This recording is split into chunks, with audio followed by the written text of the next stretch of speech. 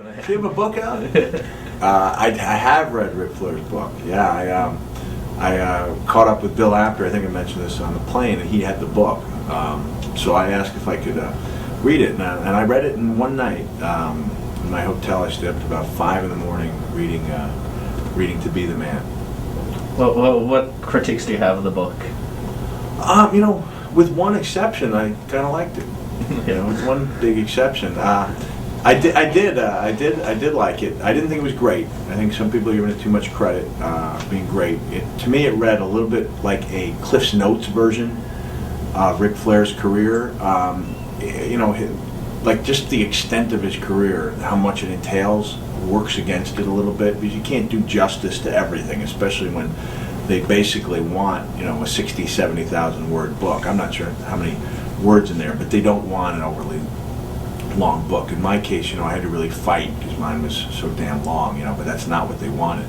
I think one of the drawbacks is that he never made me feel like I knew what was going through his mind during any of these big matches. Like he never really brought me into the matches, even matches that were great and historic for him, like the matches with Steamboat. I think he covers the 2 out of 3 falls match in a paragraph.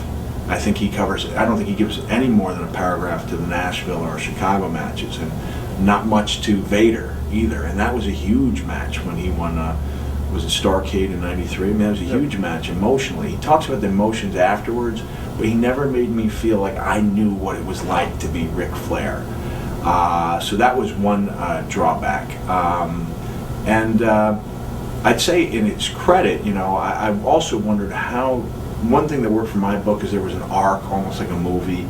You were building up for this big thing, and all this, the sacrifice had gone through, and then bam, I win the championship. And it's like, how are you going to do that with a guy who's won the championship 16 times? And I think what he did, what was effective, is that his kind of career resurgence in WWE after feeling down and after being kicked around, he was able to come back, and that match with Triple H was kind of like a championship moment for him. So to his credit, I actually found myself rooting for him, even though I can't stand him. So I think it was pretty good. But there were some things that were not well researched, concerning me that make me think that and I've been told that the parts on me specifically were added after the fact and done specifically to create controversy.